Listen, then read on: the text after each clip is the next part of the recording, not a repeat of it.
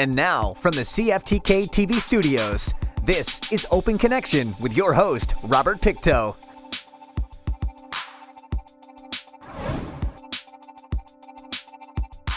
Welcome to Open Connection. I'm your host, Robert Pictou. Military search and rescue in Canada traces its history back to 1942 when Wilfred May pioneered the concept of parachuting survival experts into airplane crash sites. A few years later, a Sikorsky R-5 rescued 5 crew members from an old barge, the first civilian rescue. On today's Open Connection, volunteer with Terrace Search and Rescue, Dave Jeffson. Search and rescue groups, like many volunteer organizations in British Columbia, can apply for gaming through BC Gaming. About a year and a half, we applied as part of our license for another side-by-side. A larger one, we can put more members in, they could be safer in an enclosed cab, more power with the tracks. So we budgeted for a Ranger, Terrace Ranger. We put in the grant, and just before, I want to say it was in November, we were contacted through BC Gaming, and they awarded us that bid or that request. So since then, some of our members have built the current Rhino and bigger tracks, more power. It's been awesome. It's an awesome addition to what we have. We have the 2 older Rhinos, which don't have the power with tracks on, so we keep the wheels on them so we can still use it in town or for road searches or whatnot, moving crews back and forth. But the new Ranger definitely was getting us further into the wilderness with snow and moving multiple people because it is a 6-person vehicle. When we started this adventure for the search and rescue haul, we actually contacted RTA and asked if they'd like to donate to the building. At that point in time, they have certain criteria on what they can give to and what they can't give to, but they said, is there something else that you could use, or what else can we do? And we said, well, we're needing to replace one of our older Zodiacs that we had since the beginning of, in the 90s. And they came through and said, we'd like to be the sponsor of that program. So, that was a new Zodiac as well, with motor and trailer. I know it was last spring, and then coming into the winter, especially when we went into that November, December kind of lockdown, we went public. We talked to the public. We said, hey, if you're an extreme biker, tone it down. If you're an extreme backcountry skier, because we may not be able to come and get you as easy as we did before. Everybody's in masks. There's certain procedures. You can only have so many people in a helicopter. So that would hamper any type of response for SAR. We were very fortunate that I don't believe when we looked at last year's calls, we had a lot of calls last year, one of our highest years. It's hard to pinpoint this was a COVID recreationalist. I'm thinking that could be this year. Like you said, all the sports equipment, all the RVs, all the boats, stuff is flying off the wall. Depending on what happens with our fishing regulations, will determine how many more people are coming in boats, hiking. I think, after a year and a bit into COVID, I think people are saying, and we're encouraging people to go outside, get out of your house, go for walks, but, do things to your ability. And prepare. We talked about this last time you and I talked. Prepare. If you're going for a hike, have a day pack with you. Have something. Have some food, some sort of signal device. Let somebody know where you're going. We send people to Adventure Smart all the time. It's an awesome page that's been supported by the government and is run through BC SARA. That's the page to go to. What should I take in a day pack? What should I take for overnight stuff? What happens if I get into this trouble? So I think that we've been very fortunate in our region. People have taken heed to that. We hope this year everybody follows the same protocols. We talked earlier, about floods and moving waters. If you're a first-time boat owner, don't go learn how to drive the boat in the Canem or the Skeena and flood. Go to the lake and practice out there so you can understand how that works, right? And build your skills up, because, when you risk the people in your own vessel or yourself to go and try stuff and to have fun, something happens, that now puts our members at risk because we're the ones jumping in the water to go and recover that person or try to save that person. We're the one that are flying on the mountain, to go into an avalanche area or to go onto a rope to try to rescue those people. So we just ask people to be safe, be conscious, and do everything within the ability that you have. Open Connection will be right back after these messages. And now, from the CFTK-TV studios, this is Open Connection with your host, Robert Pictou.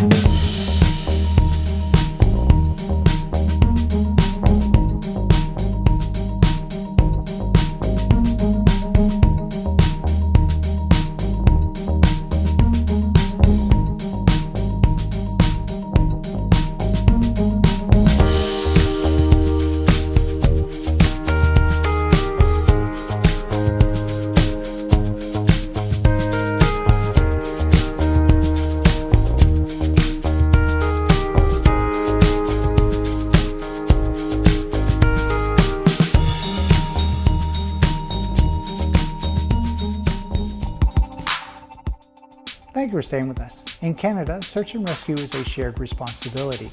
Many partners are involved due to the country's immense size, range of terrain, and weather. With our diverse, rugged geography and extensive outdoor recreational opportunities, BC has the most recorded search and rescue incidents in Canada. Let us return to the conversation with Dave Jeffson. Unfortunately, I can go back year after year after year, and where we've gone to search and to recover individuals that have perished because they did not know the Nass River. They did not know this river. They did not know this creek. They did not know the conditions in high water. And unfortunately, just between the Skeena and the Kitimat, it's a long list of people that have tried it and they get in there and I'm going to go paddle the Kitimat. I'm going to put in at the bridge. And they don't know that there's log jams all the way down and it gets into trouble. So I think that is going to affect. I think that there's going to be less calls because of that.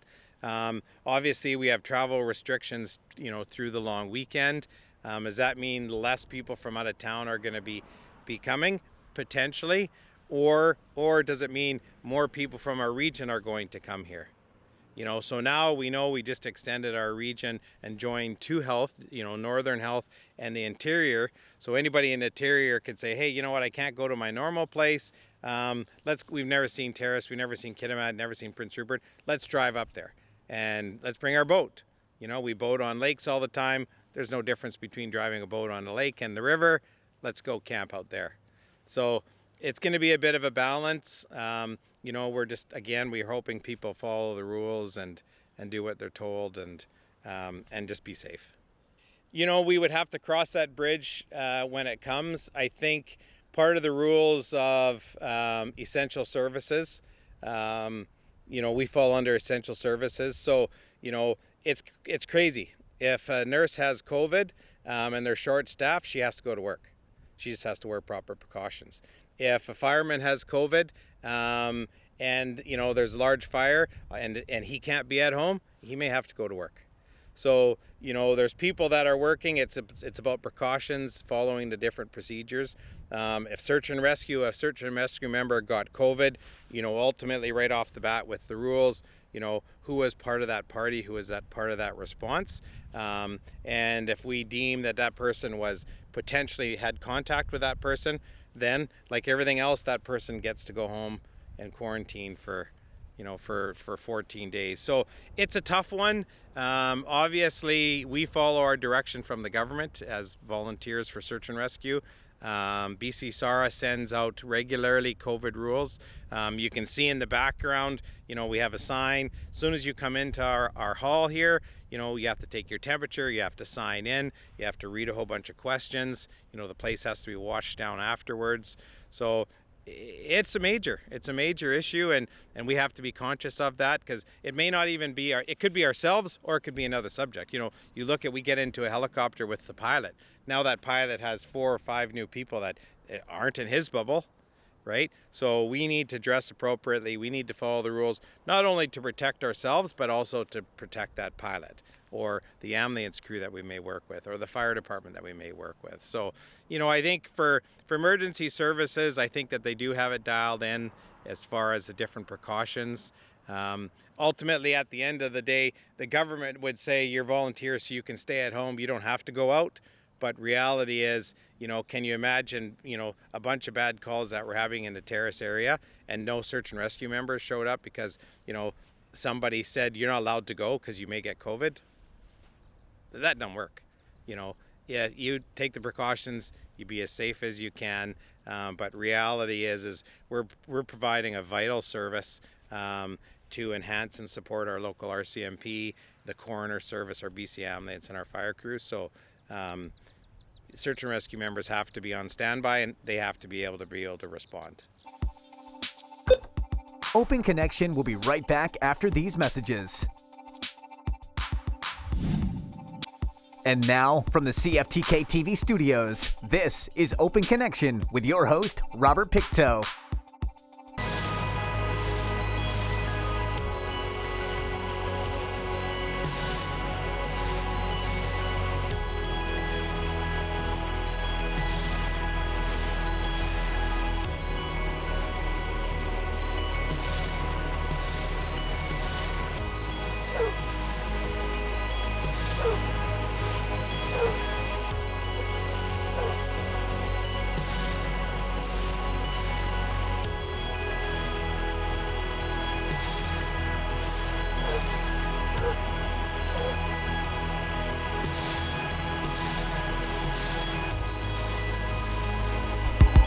Welcome back to Open Connection.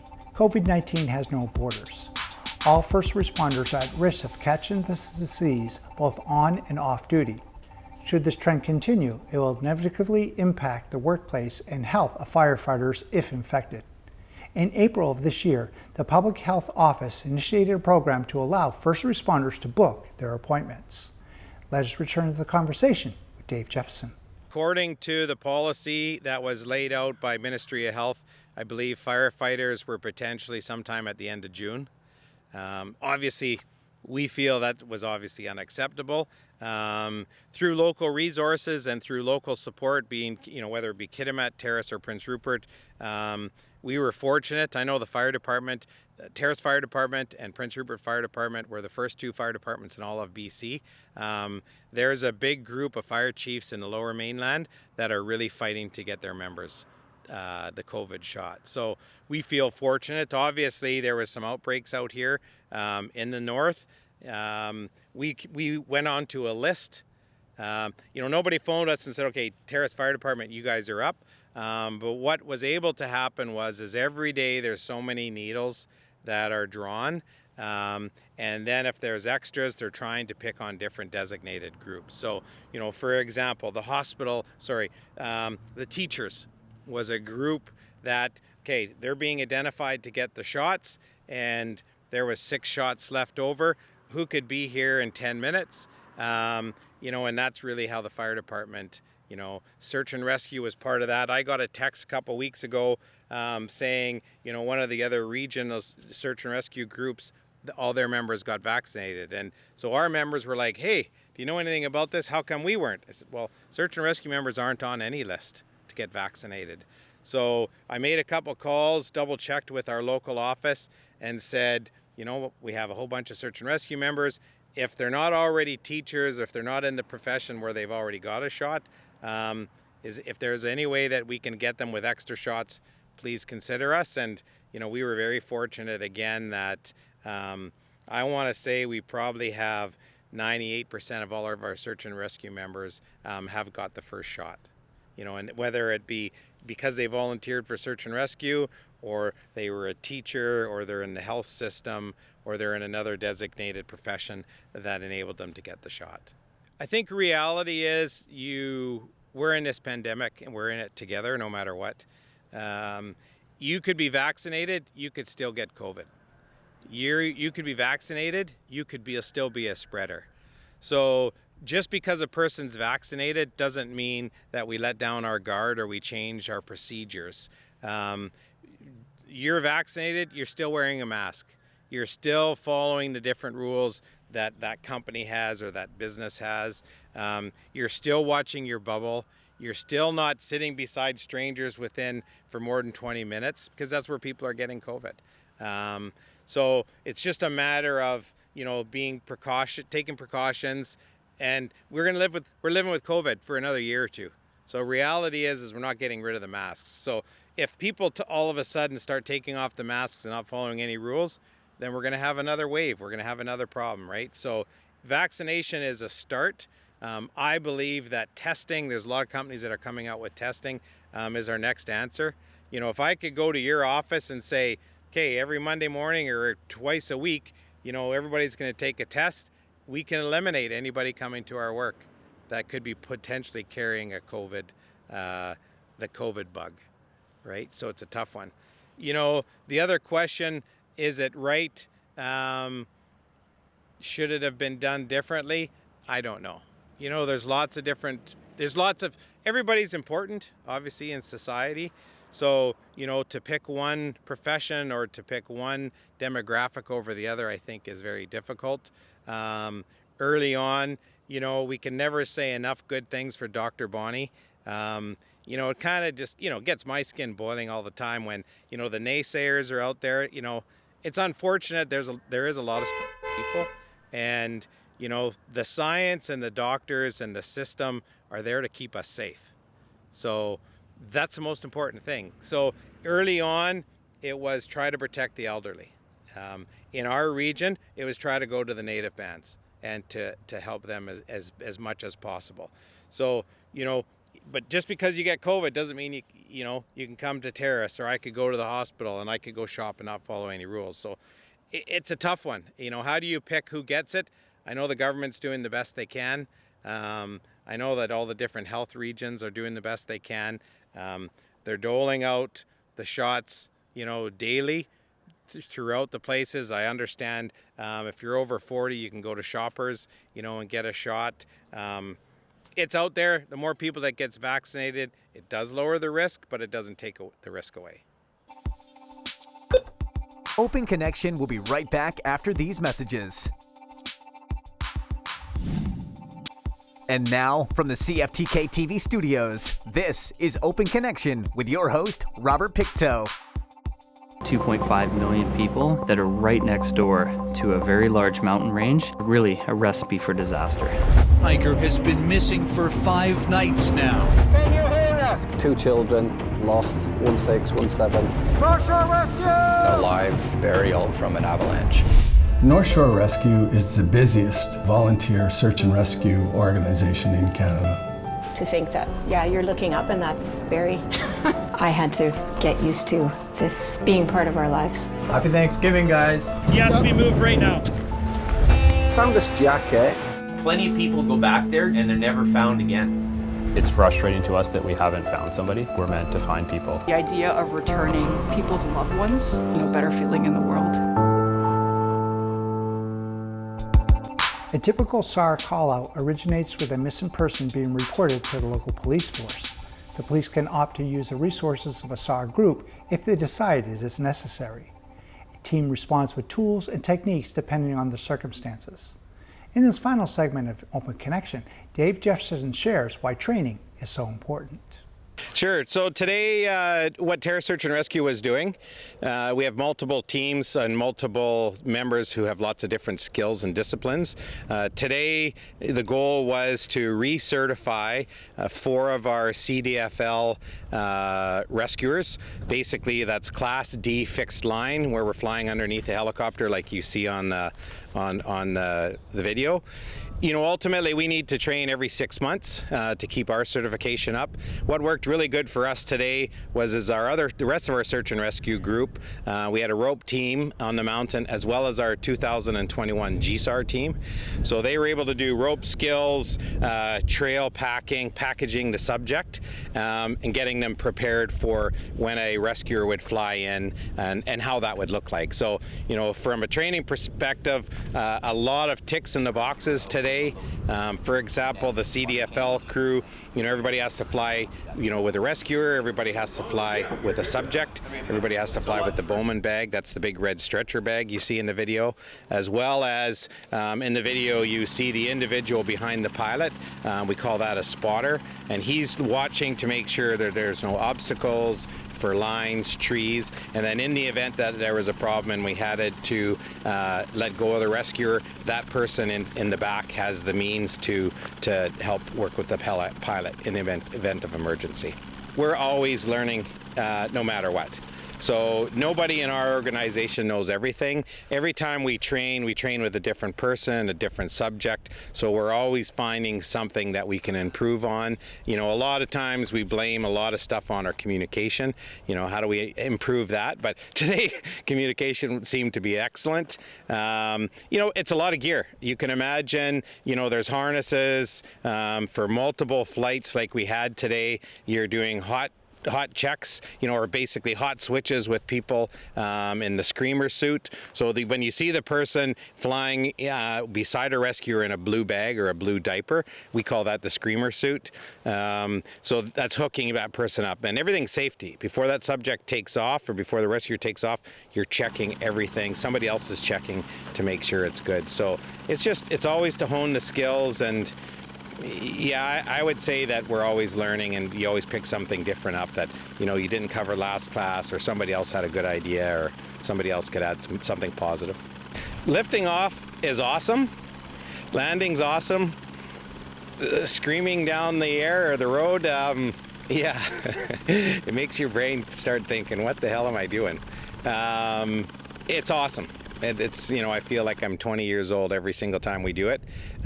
You just got to turn your brain off and focus on the task. The helicopter pilot has you, and he's going to look after you. The spotter's going to protect you. And your job in that mission and that task is focus, listen to the comms, listen to the helicopter, recce the site, land, package the subject, and fly out.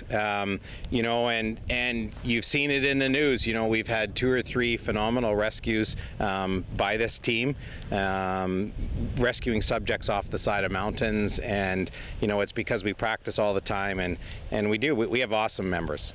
I always got to add that in there. Like, we're very fortunate, and today I want to say we probably had over 20 members either on the side of the mountain or working directly with the helicopter. I don't know if it has a real name. We call it either the diaper or the screamer suit. It could be presumed that if you are a subject in there, you could be screaming because you've never been in that suit before. But, you know, as you just saw, you know, the people that flew out, and basically today we were flying our other search and rescue members out as subjects or victims. And man, you can't wipe the smile off their face. It's pretty cool, right? And that was really another goal today, is how can we get the rest of our team interacting with, you know, the different specialties. We had other rope members up on the mountain working with the GSAR team, so it was a great day for us. Thank you for joining us for this episode of Open Connection. The greatest distance in the existence of man is not from here to there, but the connection from his mind to his heart. If we can conquer that distance, we can soar like an eagle and realize our immensity within. I'm Robert Pictou.